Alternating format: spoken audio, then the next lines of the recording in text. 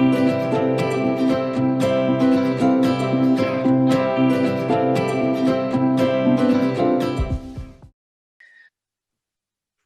hello, everyone. Thank you for joining us today. Good evening if you're in the United States. Good morning if you're in Australia. And happy Easter, happy Good Friday to everyone in Australia today. Thanks for joining on this public holiday, Good Friday.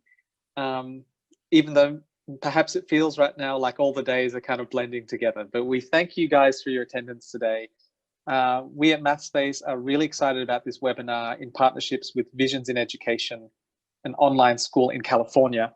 One of the things that really excites us in our partnership with Visions is our really shared common view of educational philosophy. What makes Mathspace really unique is the ability for students to show their work, show every step in a multi-step problem, and our technology gives students feedback at a step of the way, really replicating a one-on-one tutoring experience. And it's been great partnering with Visions in Education. We're really excited to be joined again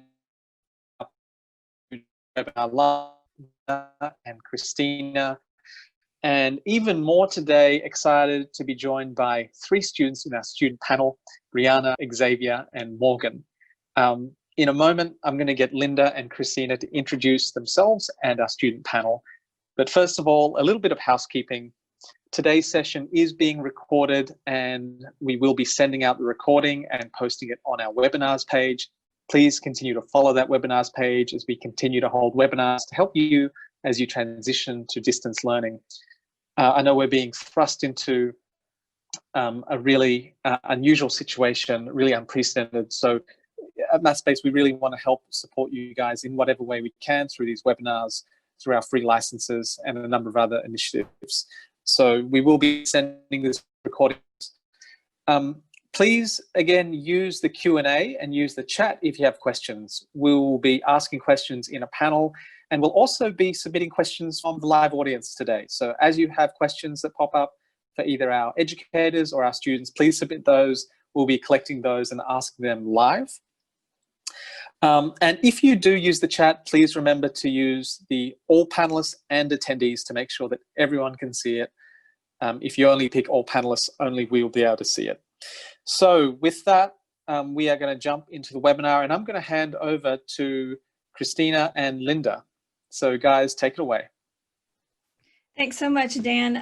We're super excited to be here sharing again, and we're also super excited to have our 3 students with us also to kind of help give some perspective about virtual learning from a student's point of view. So we're super excited. So thank you very much for having us. First off, I know you guys have all joined and some of you have told us where you're coming to us from. But now that we're all in, if you don't mind jumping in the chat and telling us where you're coming from to join us today. I am in Elk Grove, California, which is right outside Sacramento. It doesn't, I don't know if it wants to rain or not, but the sun is starting to peek through. So that's really great. Linda, where are you coming to us from?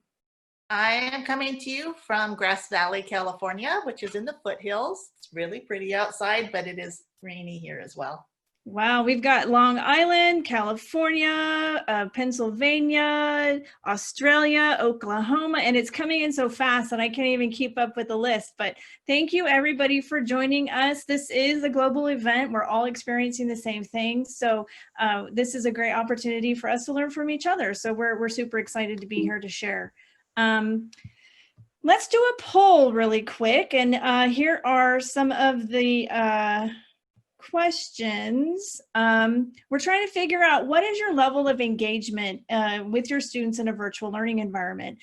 So go ahead and whichever one fits you, go ahead and I'll give you a couple of maybe 30 seconds to register your choice, but it's always a good idea to see who do we have in the audience, because I think we have something for everybody, but it's also nice to see, if we've got some people who are experts or if we've got some newbies in there also. So take a second to go ahead and register, and then once we get it all set up, we'll show you what the results are, so we can see what our audience looks like.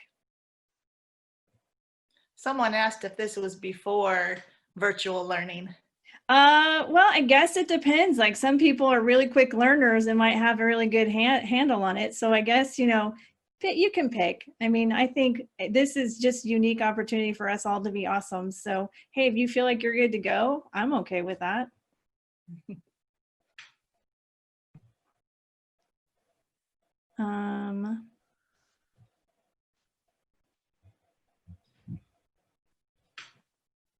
Let's see, can we get the answers posted up maybe? There we go. Okay, so we've got, I have some students completing some things online. They complete all their work. A couple, not very many paper. So it's a good range though. So hopefully we have something for everybody. I kind of thought that we'd have I have students complete some things online because that's typical, usually a typical interaction I have with other educators. So hopefully we have some great stuff for you today. Just to give you a little background about Visions in Education, we're located in Sacramento, California. We started in 1999. We're about 20 years old. We do support grades TK through 12. We have about 6,500 students. Linda and I work exclusively with the University Prep program. I'm the principal and Linda is my vice principal. We have been in this endeavor for 10 years. So we cover all of these counties, and we do need to work in a distance learning model. So because of that, all of our support structure is pretty much virtual. So we support grades 9 through 12. So our focus is high school. And then we also, all of our classes are set up to meet the A to G requirements here in the state of California. So there's also some rigor that has to be attended to and some other requirements. So that's a little bit about our program. And we would like to share with you in the 10 years that we've been doing this, some of our aha moments. So we have had a lot of those, but we're hoping that some of these ahas will resonate with you. So aha number 1 for us. The importance of onboarding. Onboarding, super important when you're introducing students to a brand new learning environment, that you avoid this at all costs. So we come out, we did this 10 years ago. We had the best plan ever. We thought this was great. This was awesome. And within 3 weeks, we were scrambling to rethink. So this is exactly what our students kind of experienced. Like we had the perfect plan, but they hit certain obstacles that really frustrated them. And because of that frustration, it really limited their ability to be successful in the learning environment that we set up for them. So you want to avoid this at all costs. So when you're thinking about doing onboarding, this is what you have to think about.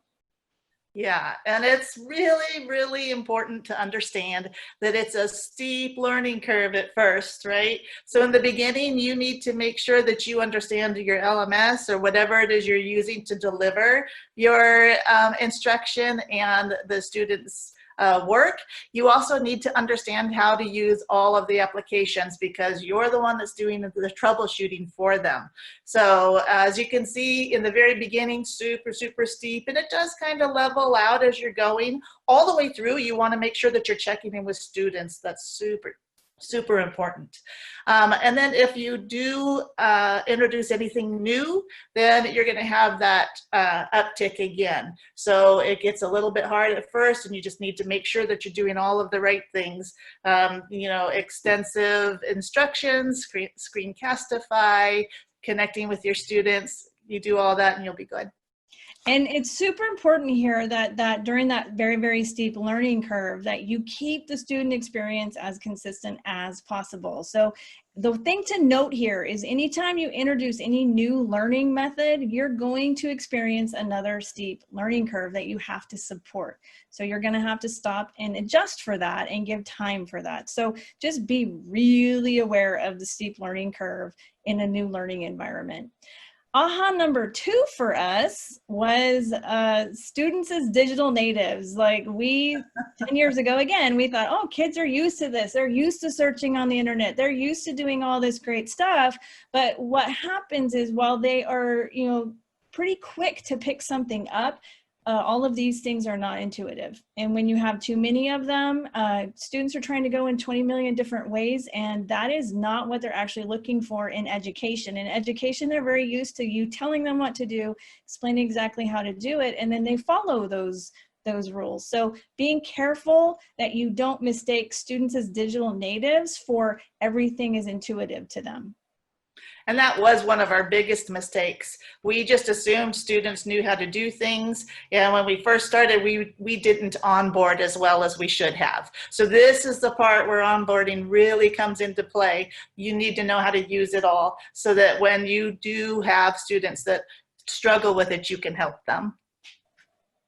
So aha number 3 for us was making sure that students have a plan each week. We spent lots of time in the beginning writing out very extensive instructions, what they needed to do, when they needed to do it, how it needed to be turned in. The thing we know about students is they don't like to read a lot of the instructions. So if they don't have a plan, they're not really going to complete very much for that week. So we actually make all of our students have a plan. It can be paper, good old-fashioned paper. We provide a planner, or it can also be, you know, what Linda prefers to do, which is this other one on this side. What is that, Linda? That's a Google Sheets planner. It's digital. I love it because I can share it with the teacher, the student, and the parent, so everybody knows what is expected for that week. It also sets them up for time management because students are not naturally geared to be good time managers, and they need help with that. So this really helps so that everybody knows what's due for the week, and if you follow the plan, you're going to be done in 4 to 6 hours. Just depends on the classes. And then another important thing about the planner is students don't realize the importance of crossing something off the list. So it's also a great way for them to cross it off, and then it's done and they can feel success for the day. So that was another big aha for us. So aha number 4, multiple communication pathways. Talk to us, Linda. This is really important. You need to be able to connect with your students and your parents as well, but you want to make sure that you do it in lots and lots of different ways. We're used to just doing email because it's kind of easy for us as teachers, but that's probably the least effective way to communicate with students. They really love text. So you want to make sure that you use all of the tools you have. So you use email, Google Hangouts, chat, phone, text. You can even do things through your Google Documents. And something to be aware of when you're communicating with students, there are certain effective ways to go about communicating that make sense. So if a student is asking about help on a problem or they need something explained, a lot of text sometimes can get in the way. So it might be a good idea to do a Google Hangout, to do a Zoom, to call on the phone, like make sure you get their phone numbers so that you can just call them up and do that, that verbal communication with them, because I think it helps them feel comfortable about knowing exactly what they have to do. But yes, they can also do things step by step so that you know that they are on the right track. Right. But email tends to be the first track that we use, but it's not always the most effective. So really make sure you have multiple ways to get a hold of students. So aha number 5 for us, frequent check-ins. So sometimes in the onboarding screen that we talked about, making sure you check in with students, this doesn't mean that you're doing like phone calls every single day. We do weekly check-ins. So teachers will send out a survey, and this is actually from Google Forms. They send out a survey, and on Monday, the students turn in the survey. The nice thing about that is that it's a safe way for a student to update the teacher about what's going on. So they check on what got completed, what did they need help with. They also include other questions, like questions about how's your week going? What's the success you had this week? What's your summer vacations? And now because of COVID-19, they are doing other questions about how are you doing with COVID-19? How are you doing sheltering in place? What other supports do you need? The other big part about check-ins is oftentimes we forget about the parent. The parent is at home trying to support support students. So giving them an avenue, also like a survey, a weekly survey that you send out, allows you to collect that feedback so that you can follow up with both students and parents in a very individualized way to make sure that they're being supported in this new learning environment. And when I used this as a teacher, I loved it. It's a great place for you to not only know where your students are at, because the weekly check-in questions are things that are personal to them, basically, but also it helps you to build relationships. So I would look forward to those every week, and I'd answer every single check-in. No matter what the student wrote, I would respond to it. And it really helped to build our relationship as a team. So now that we've given you an idea about, in the 10 years of us building a virtual learning environment, our 5 ahas, now we'd like to pass it off to our student panel and kind of get a sense from them how they have managed themselves in our virtual environment. Well, thank you, Christina and Linda, for sharing how you've constructed online learning. Let's see how successful you are, and let's hear from your harshest critics. So we're lucky today to have Morgan, Brianna, and Xavier. And I would like if we could start by having you guys tell us, what does a typical day look like for you? Morgan, why don't you start, and then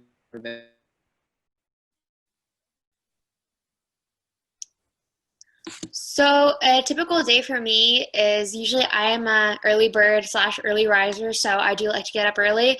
I'll get up around between 6 and 7, and every day is a little bit different for me depending on my extracurriculars for the day. Like I always have golf on Tuesdays, and I have skating every single day, and then during the spring I start having swimming. So it kind of changes every day, but in general I get up around 6 or 7, I go to bed around 9 or 10, and schoolwork kind of gets done everywhere in between, and sometimes in the car, in the coffee shop, pretty much anywhere. And Morgan, you are a senior. Tell us about how long you've been in online learning. Yes, I am a senior in high school, and this is my 3rd year in virtual learning. So hi everyone, my name is Brianna. It's nice to get to participate with you guys. So I have been with Visions in Education for about 3 years now. I started in 8th grade, and I've done virtual learning with my school since my freshman year. How I get my work done, I'm not an early bird, if I'm being honest. I kind of get around when I wake up. How I do my schooling is that I really use those planners that my teachers were talking about beforehand. So I really follow my day by my planner, just try to get it all done. It can change typically based on what I have to do. Like, for example, on Wednesdays, I have my job. I'm a lifeguard, so by 3:45, I'm out the door, and I, pick up my school after. It really just depends on the day for me. Hi, my name's Xavier. I'm in 11th grade, and this is my 3rd year in virtual learning also. So a typical day for me, I normally get up by 6 or 7 and start school by 8. I try to get as much work as I can done by Wednesday. So if I have any bigger projects, I can get them done on Thursday and Friday. Most of the time, I'm done with school each day by about 11. So it does sound maybe a little surprising about transition to virtual learning for the first time, that all 3 of you sound quite structured, that you have other activities, extracurriculars, and other things that are planned. Tell us how important is routine for you guys, and how did you learn to develop routines and habits over the last few years? I am a creature of habit, so routines are very, very important to me. And I abide by the rule, I think it's called the 28-90 rule, which is it takes 28 days to develop a habit and 90 days to develop a lifestyle. If I want to try something new, I start gradual. For example, I actually wanted to start waking up early. So I started by waking up at 8, and I started waking up at 7:30, and I started waking up at 7. And for me, building habits just comes gradually and consistently. That's how it worked for me, at least. So for me, routine is definitely important in my schoolwork, not so much on how I wake up or how I present myself. It's more about the quality of my work, when I'm getting it done. For example, in my planner, if I say I want to get English, I want to start my English project by 8 o'clock and take an hour on it, then I want to follow that. And then I want to be moving on to the next subject. For me personally, how I developed it is I just had this self-discipline. I said, I want to get my work done. My work is important. I care about the quality of my work. And I really had great teachers to help me develop those habits. So for me, routine is kind of important. I try not to keep too strict of a schedule so I don't get stressed, because when I tend to stick to a detailed plan, I go crazy because it feels like I have to get it done within a certain time. So I just do my homework, and when I find that I can no longer study or focus, I just stop about there, and that's the normal routine I follow. So hopefully, when we're seeing some things come up on the chat, you can see we've got creatures of habit here and people who are less strict with their routine. I'd love to hear from you guys. How has COVID-19 impacted you? Not just in your learning, but it has been really disruptive for everyone in different ways. And how have you seen things change from your teachers, from your educators, from your fellow classmates? Well, outside of school, pretty much everything has changed for me. Normally, I wouldn't spend this much time at home. All of my extracurricular activities that usually take up all of my day are pretty much gone, so that's unfortunate. But fortunately for me, in this amazing program, I've been able to continue learning as normally and as effectively as I have before. And for my classmates and my teachers, I feel like it hasn't really changed much for them either. Like, I can still email my teachers and get a response from them in the normal time frame. So learning and school-wise, I feel like nothing has really changed. So this is one of the reasons I love virtual learning, because nothing has changed for me. My teachers are still there for me. I still have all the resources I need. I'm still getting my schoolwork done the way I need to get it done.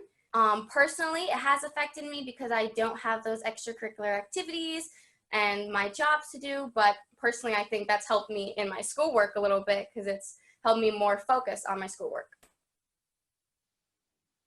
So for me, COVID-19 hasn't affected my schoolwork because, like the other two said, it's all online. So even if the office is closed, we're still able to access everything. We're still able to contact our teachers. Outside of school, though, all my extracurricular activities have been canceled, and my job has temporarily closed. So I'm unable to go to any social things I normally would be going to. So it sounds like you guys, after a few years, have developed a nice rhythm, a nice routine. I'd like if you could think back to your first week, maybe when your parents said, we're now doing online learning. What were your first impressions about the learning, or maybe about classmates who have joined recently? How do they feel, and how did you feel about starting? And what was some of the initial challenges you guys faced? When I first started learning, like my very, very first week, I was very impressed with my school's platform because of how well organized and user-friendly it was. Even though I'm computer inclined, I think that someone who's not would have been able to navigate it as easily as I was because everything was laid out really well and they gave directions on how to find everything really easily. I would say one of the challenges with starting is you do use multiple platforms naturally because you're not going to use the same platform to communicate with your teachers as turning your work in. So sometimes coordinating and navigating the platforms can be a little bit tricky, and especially when you're just starting. I absolutely agree with Morgan there that GradPoint was very easy to use, but at the same time, for me, I had a little bit harder time with connecting with my teachers and students due to the fact that I knew my teachers were there for me, but it was a little bit awkward and I didn't really feel comfortable reaching out to them. I also had a hard time finding my resources, which later I found that if I asked my teachers, they're clearly there for me. Some also things that I found I had difficulty with was with math. I found that in a virtual environment, I'm a very visual learner, so I found it very hard to grasp some of the concepts. I wasn't able to see the steps and how they were able to get the answers. So that still comes very hard for me, but I still have learned to use my resources and ask my teacher when I am having difficult times. As for some friends that I know coming into it, some of their difficulty is just discipline, time management. Some teachers aren't aware that they have to really push their students to develop these habits, and they aren't really aware that they need to give these students the resources. So a lot of times that came from public school settings and are now going into virtual learning are having a really hard time with that. So for me, starting virtual learning was very easy. I had already been surfing the internet for a while, so I was actually already used to using different platforms online. So I was actually able to navigate the grad points super easily. The challenges I faced were I had been homeschooled before just under a single teacher. So when it came down to communicating with individual teachers for help in a specific class, I was actually a bit afraid to do that because I didn't know how they would respond because I'd never done that before. But other than that, I found accessing resource was easy.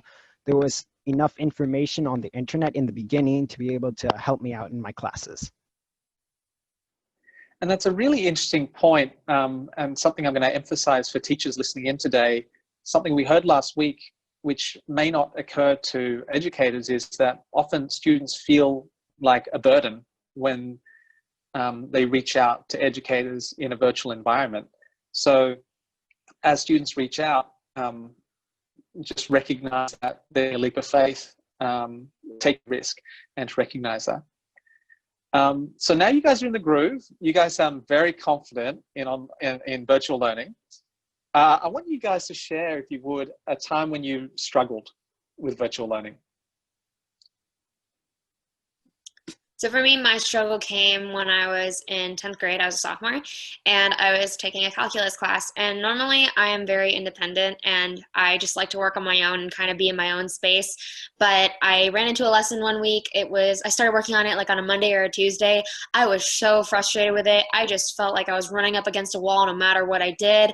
And it made me really frustrated and really stressed. And I think by Thursday night, my mom told me, you just need to call your teacher.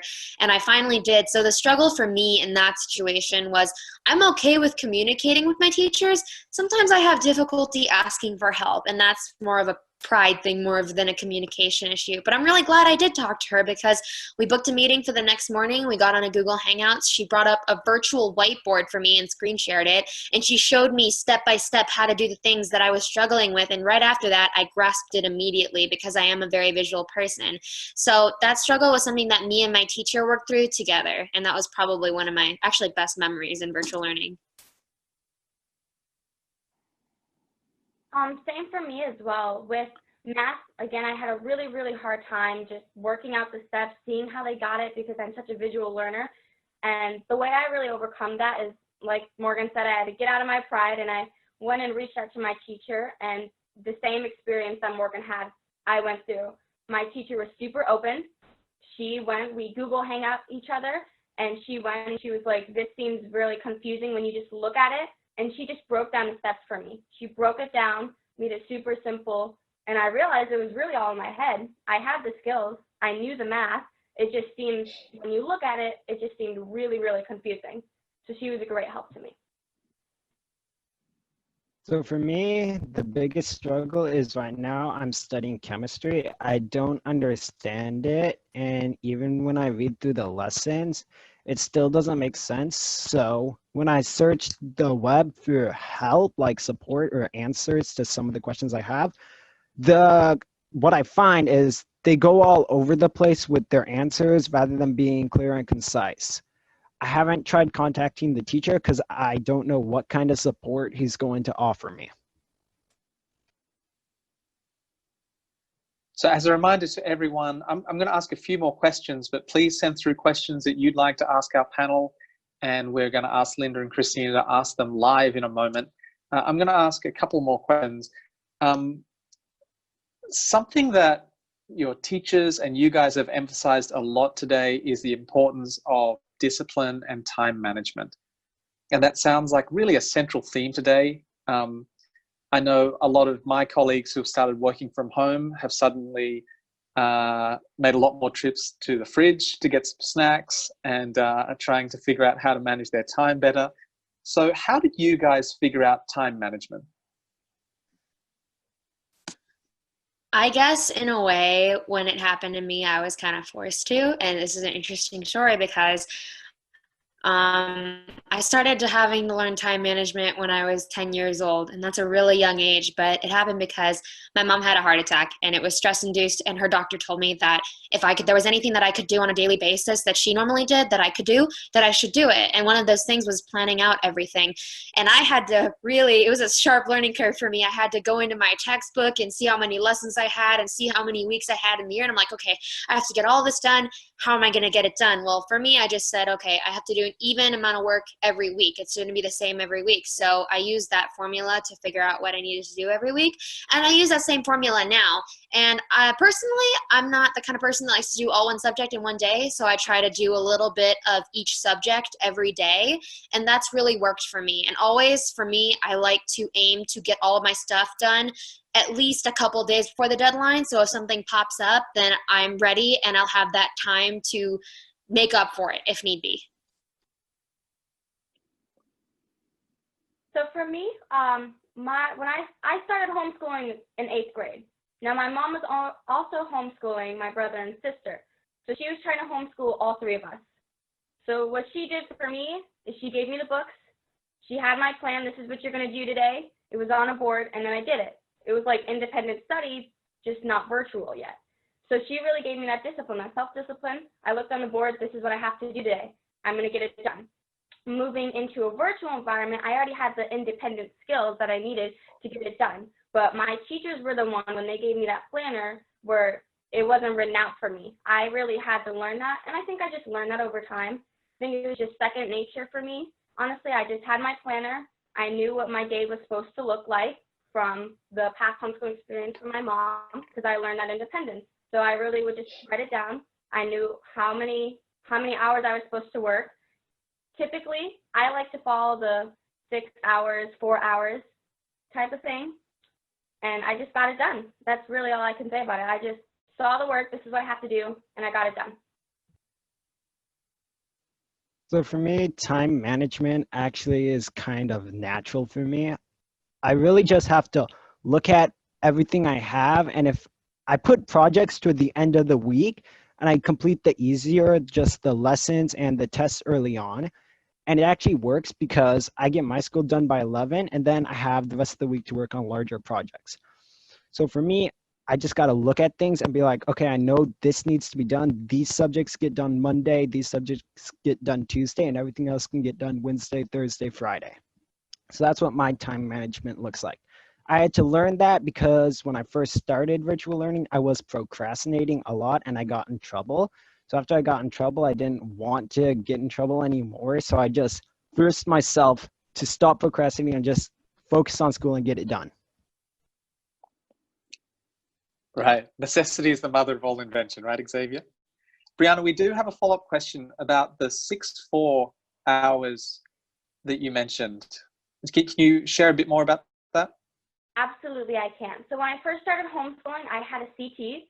So she's basically like a counselor. She came in, she looked at the work to make sure I was doing work, to present it to the state of California, and she really helped my mom with homeschooling. But my mom wanted to know, what's the general time this should be taking for students? Like, how much work should I be providing them?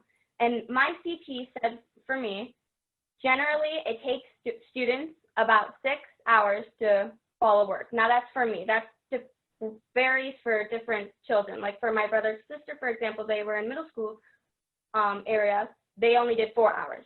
So for me, my CT told me it should take you about 6 hours to finish all the work that you've been given. But this was in a homeschool environment, so it changes for a virtual environment because I did my own schedule, but I still kept the 6 hours because that just worked for me. So hopefully that makes sense. Yeah, thanks, Brianna. Okay, I'm going to ask one more question before I hand over for our audience questions. This is one which I'm interested in your perspective. I'm sure you have a lot of friends who aren't in virtual learning. What do they think you do? What are your friends who go to public school, or your cousins or other family members? What do they think your virtual learning experience is like? What do they get right, and what do they get wrong?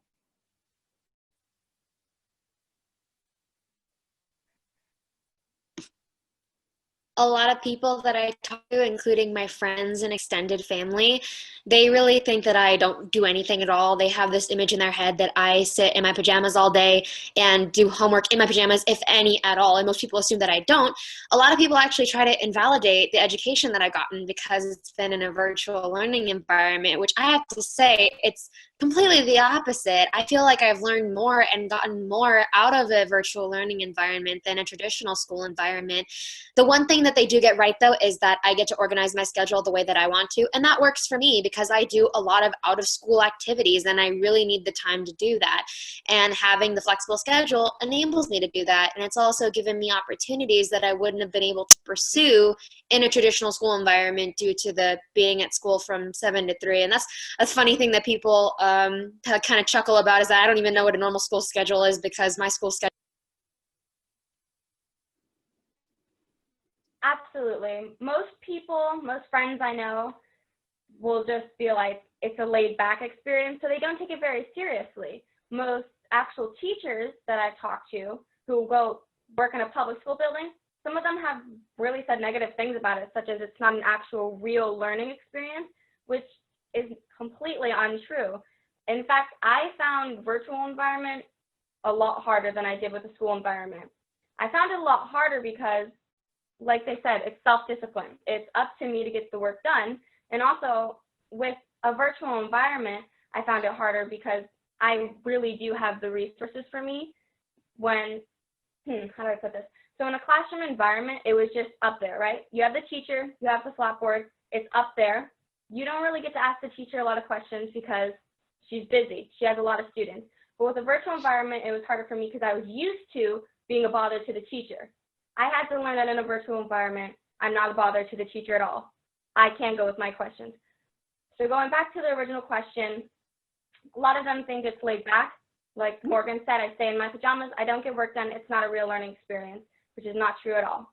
The things they do get right about it though, like Morgan says, is I do have my own schedule, which is great because if my work needs me to pick up an earlier shift, I can. If anything happens in my life, like unexpected things happen all the time. Like, say you have a dentist appointment you know about. At a public school, well, you just have to do homework and catch up. In a virtual environment, I have my own schedule. It's not a problem. So for me, where I'm at, the public schools actually aren't the best. So my public school friends actually consider me kind of lucky because it means I don't have to go into school and deal with all the day-to-day stress they have to deal with by going in. From what I've heard from them, they're like the teachers aren't the best. They're not actually teaching as effective as they should be. So they actually consider me lucky, and they've got that right. What they do get wrong, though, is that they think I don't know a lot about society. Like, I don't know what the norms are. I don't know what's cool, what's not. But in reality, that's where they get wrong, because I still have opportunities provided to me by the school to go out and get social activities in and find out what's going on. I have to ask a follow-up question. Now that those same friends and family members are doing virtual learning, what are they saying now about what that's like for them? Speaking specifically just for my friends, they are kind of, in a way, taking back what they've said before because they're struggling with just transitioning online. We're not even talking about the homework yet. Just transitioning is difficult for them. And now they realize that it is a valid learning environment. It's just like normal school, except you're on a computer electronic device. But my family, I don't actually have very much family that is in virtual learning right now. So I can't speak to that, but I think that everyone is starting to have a new and more accurate perspective of what virtual learning really is, since everyone has kind of been forced into this environment now. Yeah, I'm not very close to family, so I don't know what they're doing, but as for my friends, I see that they're finding it a lot harder just due to they got pushed into the self-discipline and motivation, which takes time to develop.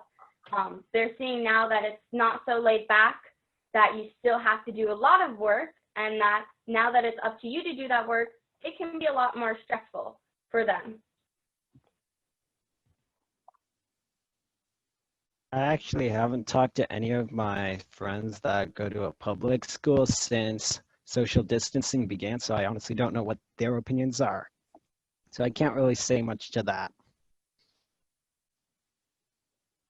Thanks, guys. I'm going to hand over to Christina and Linda now, and I think you have a number of questions from our audience today.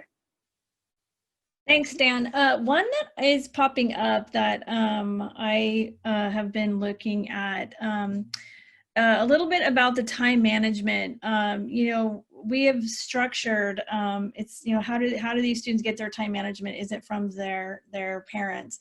You know, some parents are very involved in learning and most aren't. So they are looking at us as teachers to make sure students are doing their work. So we actually structure all of our assignments, you know, with due dates, and we require students at the beginning of the week to tell us what their plan looks like. If they're not doing their work, we refer back to that plan. We share that plan with parents. So our whole system is designed around time management, because that was one of our first ahas. Like, student doesn't have a plan. They kind of have, they're on school 7 days a week. It's 24 hours a day, 7 days a week. They have good intentions of getting things done, but if they're not used to looking at what they need to do for that day, we basically have to create that space for them for school. So, you know, that's, I think, one of the big things with the time management. So another question here we had was, I set up Google Meetings, but the kids don't attend. So how do you check in? So Linda, when you were a teacher, how did you make sure students showed up to their meetings, or they did their hangouts like they were supposed to? Well, first of all, I made sure that my students and parents knew when the meetings were. And I would also send out reminders the day before the meetings and also an hour before the meetings. And that would also be shared with parents as well. If the students didn't come to the Google Hangout, I'd be texting them, "Where are you? Get online now." And for the most part, I didn't have much problem, because I'm just, you know, was very persistent. And kind of, I guess, I can't say forced them to come in, but yeah, I kind of did a little bit. Yes. So when we talked earlier about communication, like making sure there are many different ways. If you're only using email, kids check out. They actually don't check their email because they know there might be something not so great in there. So we call, we text, we do the Remind app sometimes, and you can create a contact list and send it out. But we also include the parents so we can get help from them also. We have another one here about, I am a department head at my school, and many teachers are concerned with academic integrity, and they're concerned with the accuracy of grades that are required from online learning. Any suggestions or comments? And, you know, this is something too, in 10 years, that's something that we are very concerned about. We want to make sure that students are doing good quality, high rigor work, and that it is them doing their work. So I think, you know, through the time of us working with students, there's always this worry that, you know, a parent is going to do it for them, someone else is going to do it for them. But Linda, what is your experience with students submitting their own authentic work? Like, how did you make sure that was happening? So basically, you kind of get to know your student's voice. Just like anytime you work with kids, you can hear it in their writing. But also, I would use things like, well, I haven't used Turnitin. Other people use Turnitin now, but I would Google things. So if I'm reading something or looking at something that's just a little too perfect, I would Google it and see what I could find. So I did tons and tons of checking to see if there was any plagiarism going on. And then also in terms of that, ensuring that students are learning, most of their learning examples are through the student projects. So they show what they've gained from the lessons and through our instruction, and to see that they meet the learning objectives. All right, let's see. Okay, that's a good one, but we're going to ask that question. Let's see. Any advice for teachers? Okay, this is to students. Any advice for teachers on self-motivating and encouraging student participation?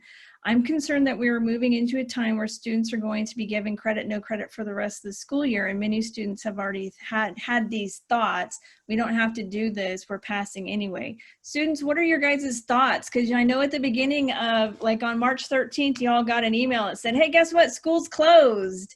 And then there was some confusion about, well, do I do work or do I not do work? So what kept you moving forward on completing work, even though we weren't really sure about what that would look like for you guys at the end of the semester? Well, for me personally, I have some very strong opinions about this, especially for my seniors, because even though, yes, you are getting a passing grade and you're going to pass no matter what, and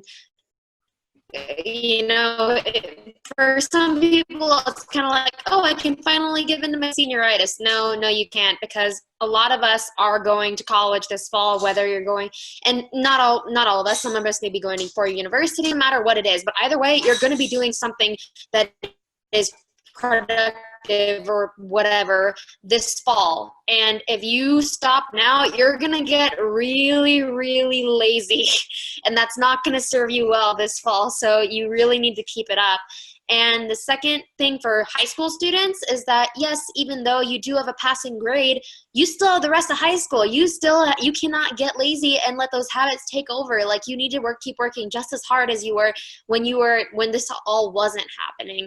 And for those of us that are not in high school or middle school or whatever, think about your future. Think about where you're going. Think about your dreams. Think about your aspirations, and think, if I just give up and if I am lazy and let myself slack off for the rest of the year, how will this affect me in the future? And a lot of people that are younger don't think about that, but they really should, because this can really.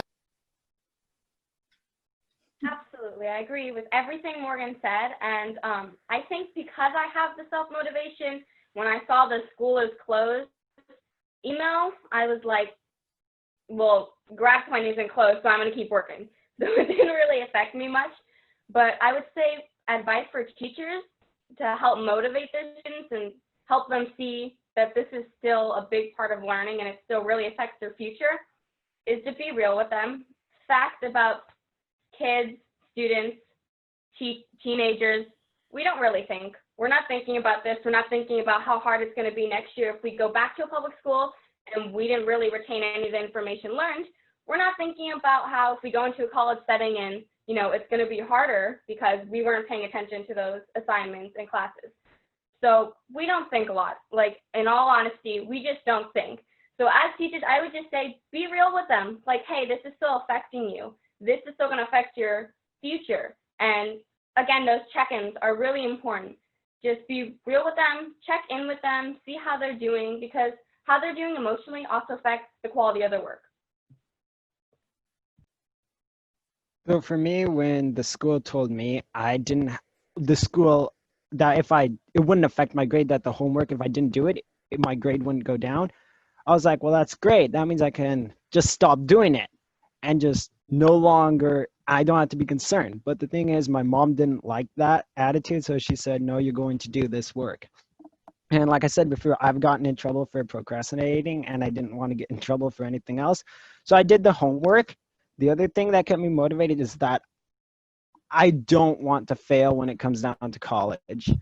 Like, my family tries to push me to taking college classes already because they're like, oh, you're having an easy time in high school. Why don't you go take college? I'm like, no, I'm going to just stick with high school because that's enough for me. And I can learn a lot more efficiently if all my work is on the same stress level.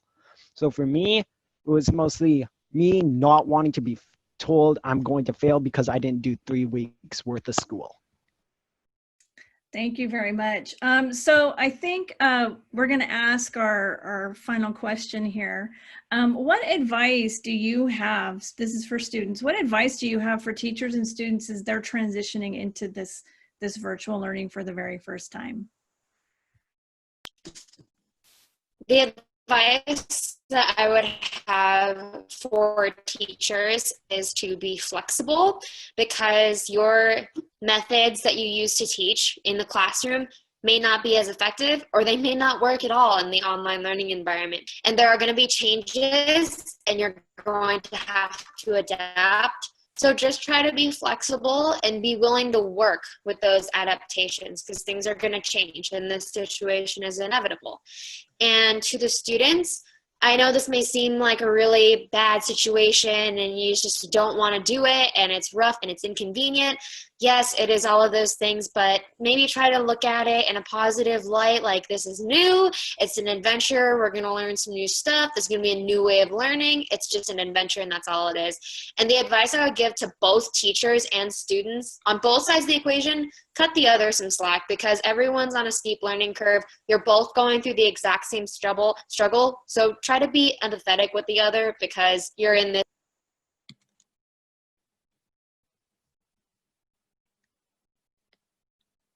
So advice I would have for teachers and students is to try to be really open. I was introverted. I didn't really want to be there. Didn't want to do it in a virtual environment at all. I wasn't excited about it. And fortunately for me, I had teachers who used their resources. They pushed me out of my comfort zone. And I realized virtual learning, we have a great community in virtual learning. Why do we have a great community? Because we're all in the same boat. It can be weird. It can be awkward. We've all come from different walks of life. But you know what? We're all together, and we're all trying to get through it together. So teachers, use your resources. Use Zoom. Use Hangouts. Use Flipgrid. Use as much as you can to try to get your students connected. Because if you can connect them, they're going to see, you know what, this is a real school environment. I can still make friends. We're all in the same boat here. And like Morgan said, they're going to be a lot more sympathetic to you if they just understand. So try to get your students to know their peers and to know you as well. Some advice I would have for students, again, be open. Going into a virtual environment, let me tell you, it was rough. I came from a public school building. You know, I had been bullied. I'd been bullied for my hair, my ethnicity. My view of just people was just bad going into it. I didn't want to be near people. You know what? When you were open, man, let me tell you, it blew my mind. It blew my mind, the community that we have in our virtual environment with Visions Education. Just the love and the struggle, but we're going through it together. So just please be open, because it'll blow your mind. It'll change your mind, I promise you. My advice for teachers is to learn about the systems you're going to be using before the school year starts, so that when students come to you with questions like, I can't access my classes, you know how to resolve these problems and you can help the students out. Because what I tend to find happens is that when people don't know how to use something and they're the ones giving out this web page or whatever it is for people to use, and then it's like, I feel like people should know how to navigate a system before they give it to other people. My advice for students is to keep communications open. That is a highly important thing, especially because teachers won't always give the clearest of directions, especially when they're new. I sometimes get lost with projects and I'm like, this teacher didn't give me clear enough directions, so I email them and they'll give me answers pretty quickly. So that's my advice.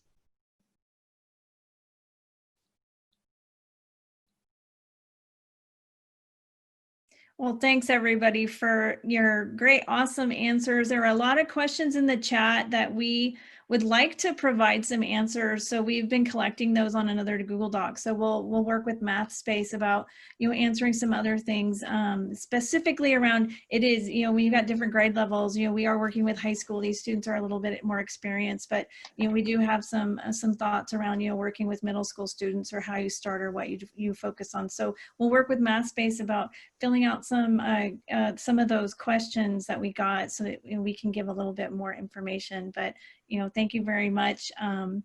Thank you very much, Mathspace. Thank you very much, students.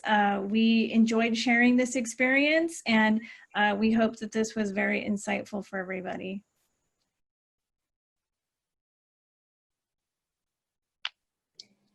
Thank you, Christina. I want to actually thank you both for joining, and I want to ask one more question of our educators today and one more question of our students, which have come up a lot. For our educators, I'd like you to tell us a little bit about math assessment, because I have a lot in that. If you could quickly address math assessment. So yes, math is one of those struggles in an online learning environment, because like Brianna was saying earlier, there's a lot of like hands-on, like, you know, visual steps. And a lot of times what happens is students come in with a math mindset that doesn't allow them to become direct learners. So when they encounter something that's very hard, they do like what Morgan said, where she kind of shuts down and she tries to solve it on her own rather than maybe just reaching out to the teacher right away. So virtual learning becomes a very passive learning environment. So what I mean there is that teachers wait for students to come. So really with math, next year, we are actually going to be using Mathspace, because we want to provide that guided practice for students. And then, you know, for assessments right now, we have students, they do lessons and then they'll do a post test. And then they actually do also get into math or Google Hangouts with teachers where they demonstrate their work. So a lot of the math, that is very, very hard to do in an online learning environment, because you want authenticity, right? There are two types of students that we see in math for online learning. The students that work very hard and they reach out all the time, consistent reaching out, they're teaching themselves how to do this. Their lesson completion shows it, their tests show it. When they meet with the teacher, you can tell that they understand it. The other camp is very much that, where students don't try, they wait till the last minute to do all of their math, they miss chunks and they try and catch up later, which doesn't work in math, because you've got to be very consistent with time management. So math is one of those areas in distance learning that you have to have dedicated teachers who are reaching out constantly and providing the direct instruction that they can provide without maybe doing direct instruction every single day, because it is an asynchronous learning environment. But we do a lot around math mindset to help students understand that sometimes it is in our head, right? There are different ways to go about it. You know, math talks are really, you know, an important way to, you know, see where students can see how other students come to approach a problem, like, oh, I didn't realize you could do that. You know, it is trickier in an online environment for virtual or for doing math, but those are some of the things that we've been working through, and just making sure that we create an active learning environment instead of a passive one.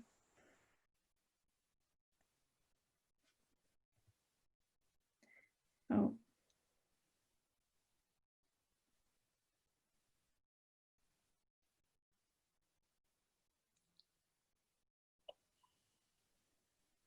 Well, thanks, Christina. We have collected your questions and we'll answer them for you guys in some way in a follow-up. But just one final question for our student panel, because I think this is important for students out there, especially if the educators on the webinar today share this recording with parents or their students.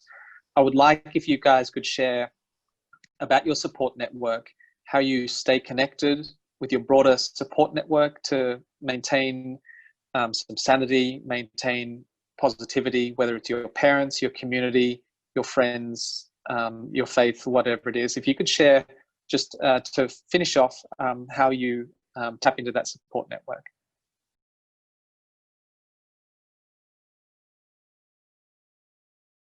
The saying, it takes a village to raise a child or teenager, is very, very true. And I am very happy to say that I have one of the biggest and best support networks that any person can have, and I'm very grateful to have it. My first links of support is obviously my parents, and they are very supportive of me in this journey. And the way they support me is kind of how I've asked them to support me, which is very unique. I am very independent. When I'm doing my homework, my parents generally don't bother me, and they kind of just, they're like, okay, you do your thing as long as you're getting your stuff done, as long as you're keeping up your grades. And when I say keeping up your grades, I mean straight A's. So they don't look over my shoulder constantly, but they are completely aware of my school situation, and they support me in that way. And whenever I ask for help or I need advice or something, they will help me with it and they will give it to me. And then my next links of support is obviously my teachers, and I have no problem reaching out to them. One of the things that I love about my school is that they always made me feel comfortable with talking to them. I was never afraid to reach out to them, which I did have issues with when I was in a traditional school setting. And then my next links of support would be my academic counselor and sometimes like my friends and stuff like that.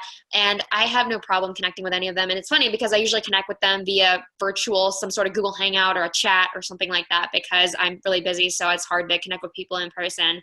So I think that support network is very important and crucial when it comes to virtual learning. And so it's important to have that in place when you are transitioning to a virtual learning environment. And it's very important to know that you can reach out to that support network when you're virtual learning.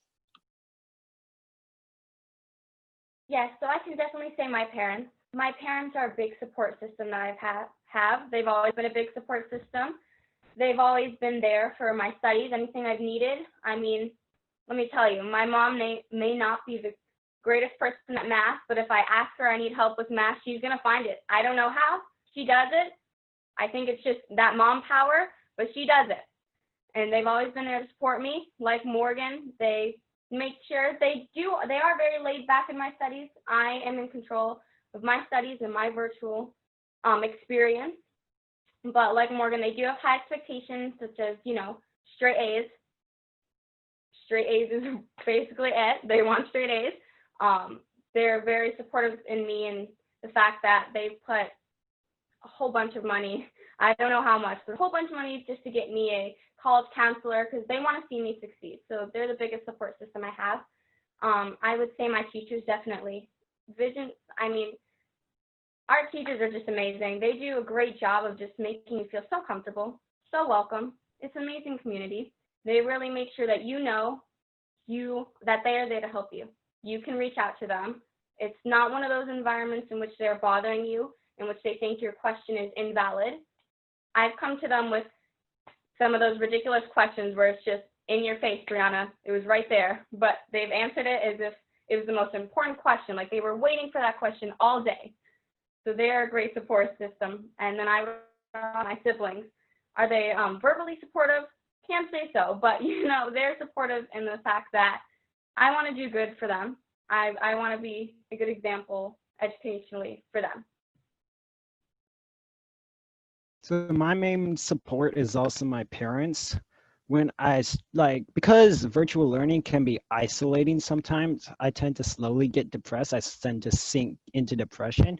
So when my parents notice that, they'll pull me out and tell me, hey, you can do this. You can do school and we'll be there for you. The second support group is my teachers, especially my homeroom teacher or counselor teacher. Like my mom actually communicates with her and mirror things. So like my homeroom teacher will actually talk to my mom before she calls me up, so she can find out if there's anything I'm dealing with, because I don't always tell my homeroom teacher everything. So those are my main support groups. Well, I want to thank you guys all for sharing today and being so very open and so very wise in what you've shared today. For everyone who joined today, thank you as well. It's really clear from what we've heard today how important teachers are in the lives of students. You know, behind parents, you're really the support network that these kids are looking for. So thank you guys for everything you do. Christina, Linda, thank you guys again for hosting this webinar, and to our amazing panel of students today, Morgan, Brianna, and Xavier, thank you guys so much. We will send out this recording in the next 24 hours, and in the meantime, please feel free to reach out to us if you have any questions or any suggestions for further webinars. Until then, and we look forward to speaking with you guys again. And once again, thank you to our panel. Thank you, everyone. Thank you, Dan. For having us.